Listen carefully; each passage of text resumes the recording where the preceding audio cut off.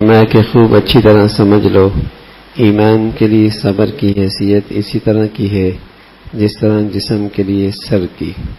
جب سر کٹ جائے تو پورا جسم ضائع ہو جاتا ہے۔ صبر کوئی نہیں تو ایمان کوئی نہیں، سر کوئی نہیں تو جسم میں زندگی کوئی نہیں، صبر کوئی نہیں تو ایمان میں زندگی کوئی نہیں۔ جو حیثیت جسم میں سر کی ہے وہی حیثیت ایمان میں صبر کی ہے۔ صبر یہی تو نہیں ہوتا، یہی تو نہیں ہوتا۔ ارے جب کر لیتے ہیں بے صبری کا پھر پچھتاتے رہتے، یار نہ کہتا نہ کرتا، تھوڑا صبر کر لیتا۔ اچھا ایک بار کی بات نہیں، روز میں پتہ نہیں کتنی مرتبہ ایسا کرتا۔ تو یہی تو چیز ہے صبر۔ غصہ کر سکتا ہے، کچھ سنا سکتا ہے، بول سکتا ہے، اللہ کے لیے صبر کر۔ وہاں غصہ پی جانا اور وہاں بات روک لینا کوئی بڑی بات نہیں، جہاں ریئیکشن کا اندیشہ ہو۔ کمال تو وہاں ہے جہاں سامنے سے کسی رد عمل کی امید نہ ہو، ریئیکشن کی امید نہ ہو، اللہ کی خاطر پھر بھی غصہ پی رہے، بات روک لے۔ مزہ تو وہاں ہے۔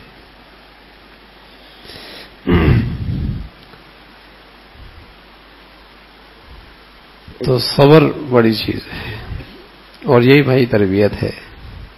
تربیت اسی کا نام ہے۔ کہاں کتنا غصہ، کہاں غصہ نہیں، کہاں کتنی بات، کہاں کتنی نہیں، کہاں نرمی، کہاں گرمی کتنی نہیں، اسی کا نام تربیت ہے۔ اسی سے شخصیت میں نکھار پیدا ہوتا ہے، شخصیت بڑھتی ہے۔ بلکہ سچ ہے اسی کی تربیت کی برکت سے نیکیاں محفوظ ہو جاتی ہیں، ورنہ ساری ضائع ہو جاتی ہیں۔ بڑی محنت سے نیکیاں کی، تربیت کوئی نہیں، ساری ضائع کر بیٹھا۔ ایسا بول کہہ بیٹھا، ایسا جملہ، بس میں یوں کر دوں گا، ارے میاں پتہ نہیں کیا جملہ کہہ دیا۔ وسا کا تکبر کا ایسا بول بولتا ہے، تکبر کا ایسا لہجہ اختیار کرتا ہے کہ اس کی پکڑ فوراً آ جاتی ہے۔ الکبریاء اور ردائی، کوئی آپ کی چادر، شریف آدمی کی چادر کوئی کھینچے کتنا غصہ آتا ہے، چادر کھینچ رہا ہے۔ اللہ کہتا ہے یہ میرے بڑائی تو میری چادر ہے، کون کھینچے گا، پھر کیا حال ہوگا اس کا۔ تو بڑے بول خطرناک، بڑے بول خطرناک، لیکن غصے میں کہہ بیٹھ، اچھا مجھ سے کہا ہے، مجھ سے کہا ہے۔ تو تربیت نہیں ہوتی تو ایسے بول کہہ بیٹھتا ہے کہ سب تماشا بن جاتا ہے۔ جب پکڑ آتی ہے پھر کہتا پتہ نہیں یہ کیوں ہو رہا ہے۔ ارے میاں تیرے وہی تو بول ہیں، تیرے وہی تو بول ہیں جو بول بیٹھا تھا، بڑائی کے بول۔ ہاں غصے کے رت میں، انتقام کے موقع پہ جو تو نے بے صبری کا مظاہرہ کیا تھا، اسی کا تو ریئیکشن ہے۔ تو اسی کا نام تربیت ہے بھائی۔ صبر کر، اللہ ہمیں بھی نصیب فرما دے بھائی، بڑا مشکل ہے، لیکن اس کا درجہ کیا ہے ایمان میں صبر کا؟ جیسے جسم میں سر کا، جیسے جسم میں سر کا۔ سر کے بغیر انسان مکمل کوئی نہیں، صبر کے بغیر ایمان مکمل کوئی نہیں، ایمانی دینی زندگی کوئی نہیں۔ ہاں صبر کا مزہ خوب اچھی طرح سمجھ لو، ایمان کے لیے صبر کی حیثیت اسی طرح کی ہے جس طرح جسم کے لیے سر کی۔ جب سر کٹ جائے تو پورا جسم ضائع ہو جاتا ہے۔ صبر یہ ہے جب تم کوئی ایسی بات سنو جو تمہیں اپنی آبرو کے معاملے میں غضبناک کر دے تو درگزر کرتے ہوئے اعراض کرو۔ جب تم ایسی بات سنو جو تمہیں اپنے آبرو کے بارے میں، عزت کے معاملے میں غضبناک کر دے تو اللہ کی خاطر درگزر کرو۔ یہی انسان کی بڑائی ہے، یہی انسان کی بڑائی ہے۔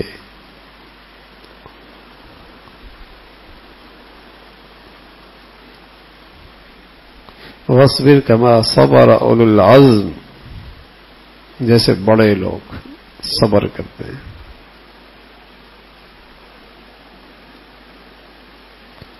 إِنَّ ذَلِكَ مِنْ عَزْمِ الْأُمُورِ، بہت بڑی بات ہے صبر کر لینا، بہت بڑی بات. حضرت عمر رضی اللہ تعالیٰ کا فرمان ہے، جسے خوف خدا ہو وہ کبھی اپنے غصے میں انتقام لے کر تسکین حاصل نہیں کر سکتا. سبحان اللہ. فرمایا جس کے دل میں اللہ کا خوف ہے وہ کبھی اپنے غصے میں انتقام لے کر اسے سکون نہیں ملتا، بلکہ اگر غصہ آئے تو اور زیادہ پریشان ہو جاتا ہے کہ مجھے غصہ آیا کیوں. جسے خوف خدا، جو اللہ کا ڈر رکھتا ہے، وہ انتقام میں اپنے لیے سکون نہیں پاتا بلکہ معاف کرنے میں اپنے اندر سکون پاتا. خوف خدا رکھنے والا انتقام لینے میں اپنے اندر سکون نہیں پاتا، معاف کر دینے میں اپنے اندر سکون پاتا. بھئی اللہ ہمیں نصیب فرما دے. اور یہ چیز ہے اصل، ٹھیک ہے نا. میں بار بار ایک بات عرض کیا کرتا ہوں کہ عبادات، بے نمازی تھا نمازی بن گیا، بغیر ٹوپی کا تھا ٹوپی آ گئی، بغیر داڑھی کا تھا داڑھی آ گئی تھی، کپڑے چھوٹے تھے لمبے ہو گئے. یہ تو تھوڑی سی محفل میں ماحول میں جائے گا تو یہ سب چیزیں آ جائیں گی، لیکن یہ عادات بدلتے بدلتے بدلتی ہیں. بے نمازی تھا، حرم میں گیا، فجر میں نہیں تہجد پڑھنے لگ گیا، ماحول نے کیا تبدیلی کر دی.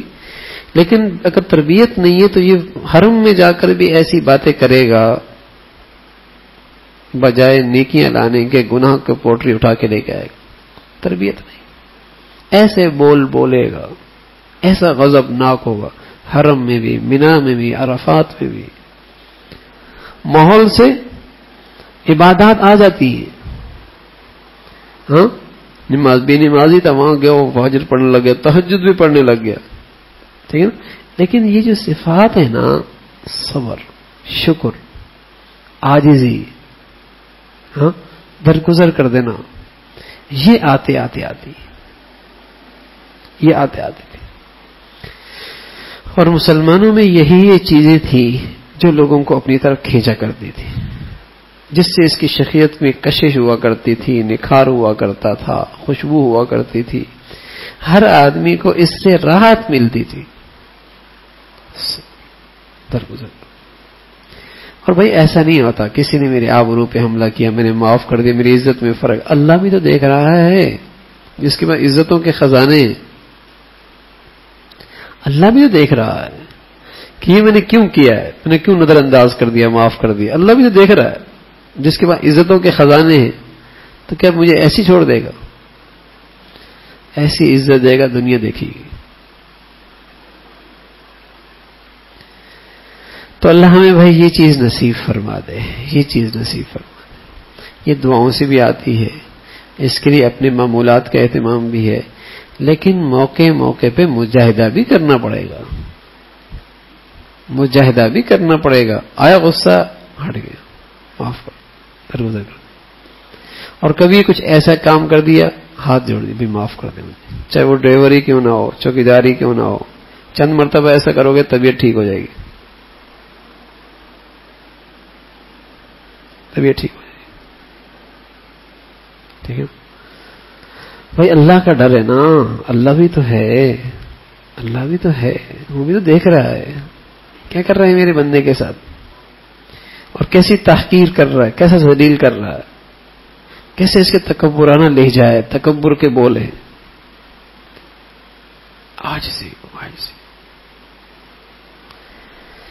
حضرت عمر رضی اللہ عنہ فرمایا کرتے تھے جسے خوف خدا ہو وہ کبھی اپنے غصے میں انتقام لے کر تسکین حاصل نہیں کرتا، اور جو متقی ہے وہ اپنے ارادوں پر اپنی مرضی سے عمل پیرا نہیں ہو سکتا. جو متقی ہے وہ اپنے ارادوں پر اپنی مرضی سے عمل نہیں کرتا بلکہ پوچھتا ہے میرے اللہ کی مرضی کیا ہے.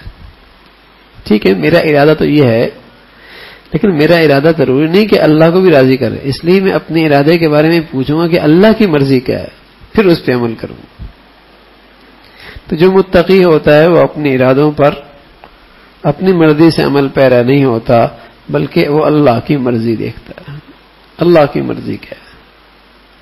اگر لوگوں میں خوف آخرت نہ ہوتا تو دنیا کے مناظر مختلف ہوتے،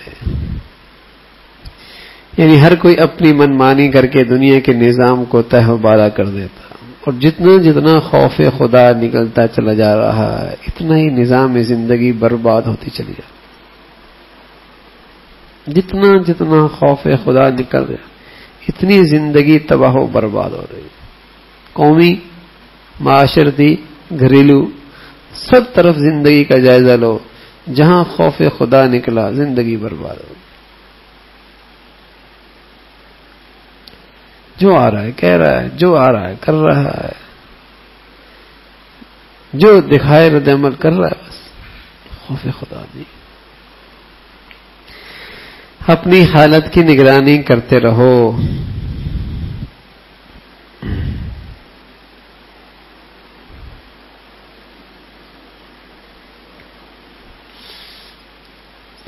اپنی حالت کی نگرانی کرتے رہو، دوسروں کے عیب تلاش کرنے کے بجائے اپنی اصلاح کی طرف توجہ کرو۔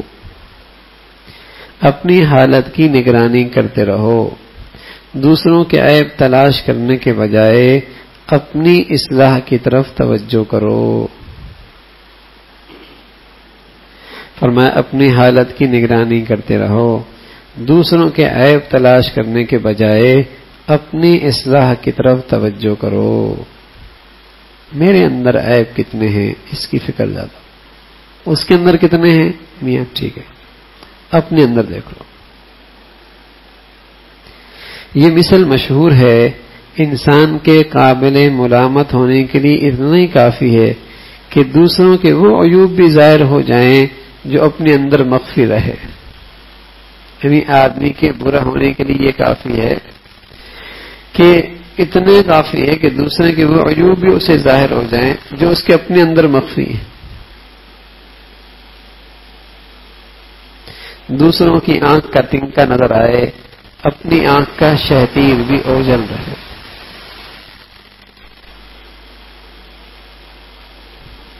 اپنی عقلی تدابیر پر بھروسہ کرنے کے بجائے اپنی عقل کو محض اللہ کی رضا کے لیے استعمال کرو۔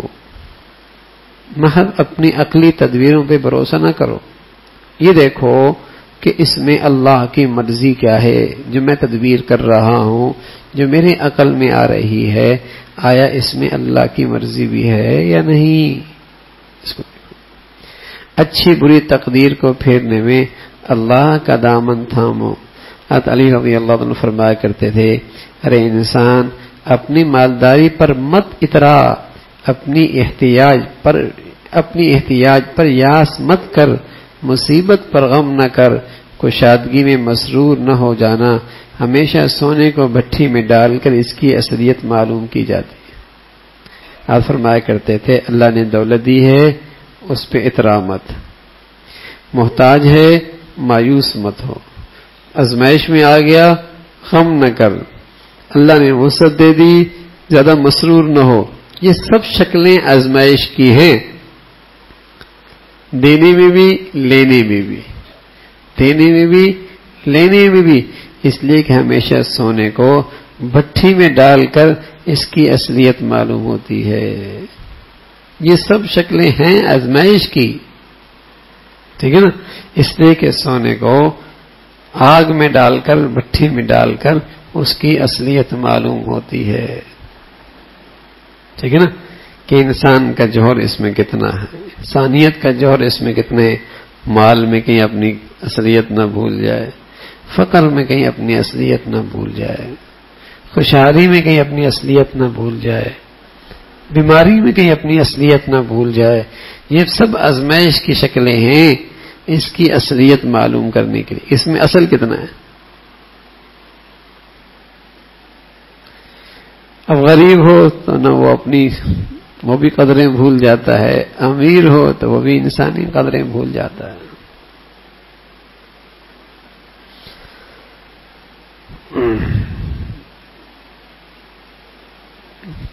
حضرت عمر رضی اللہ عنہ فرمایا کرتے تھے، کہ مجھے کچھ پرواہ نہیں کہ میری صبح کس حال میں ہو، خواہ پسندیدہ حالت میں یا ناگوار شکل میں، اس لیے کہ مجھے اس بارے میں کچھ علم نہیں میرے لیے خیر پسندیدہ حالت میں یا ناخوشگوار صورت میں۔ سبحان اللہ۔ فرمایا کرتے تھے مجھے کچھ فکر نہیں اس بات کی کہ میری حالت اچھی حالت میں ہو یا ایسی شکل جو مجھے ناگوار ہو، مجھے اس کی فکر نہیں ہے۔ کیوں؟ مجھے پتہ نہیں ہے کہ خیر میرے لیے کس میں ہے۔ کبھی صحت میں خیر ہوتی ہے، کبھی بیماری میں خیر ہوتی ہے، مجھے تو اس کی فکر ہے کہ خیر مل جائے بس، مجھے اس کی فکر نہیں کہ حالت کیا ہے۔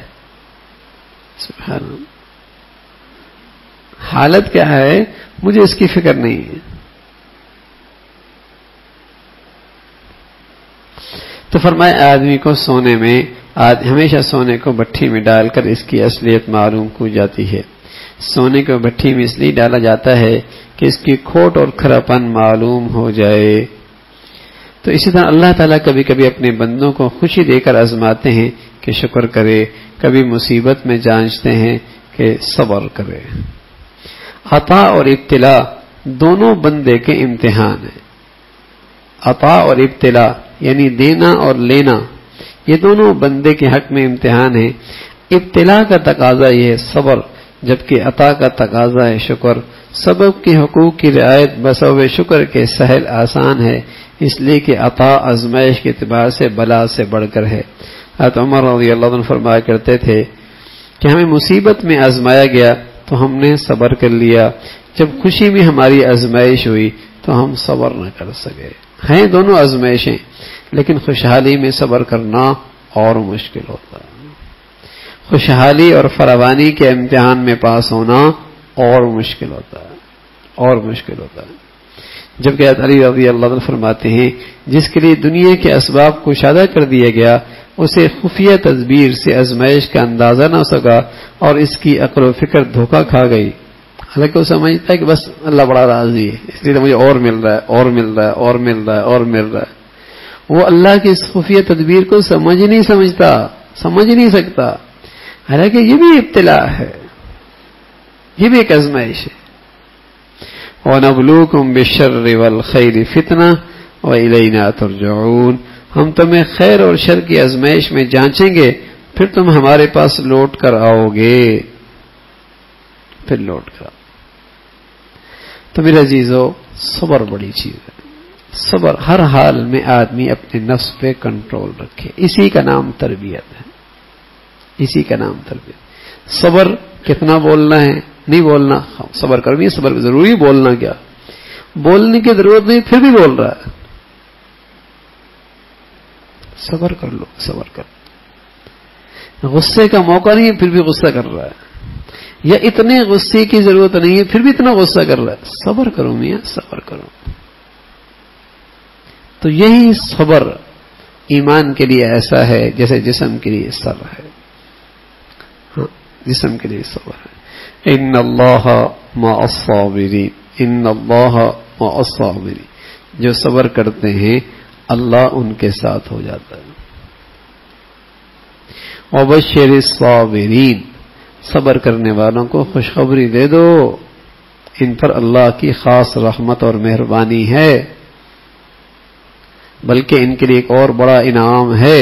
اولئک هم المهتدون، ان کا یہ صبر بتا رہا کہ یہ ہدایت یافتہ ہیں، یہ ہدایت یافتہ ہیں۔